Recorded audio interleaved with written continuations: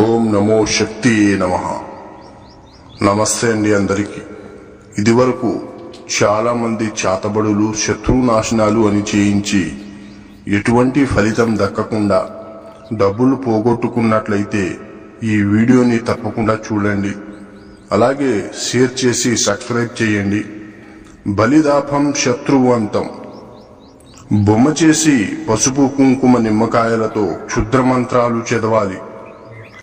అలాగే చేసిన బొమ్మ మీద క్షుద్ర మంత్రాలు చదువుతూ మీ యొక్క శత్రువుల ఫోటోపై పేరు రాసి పెట్టాలి.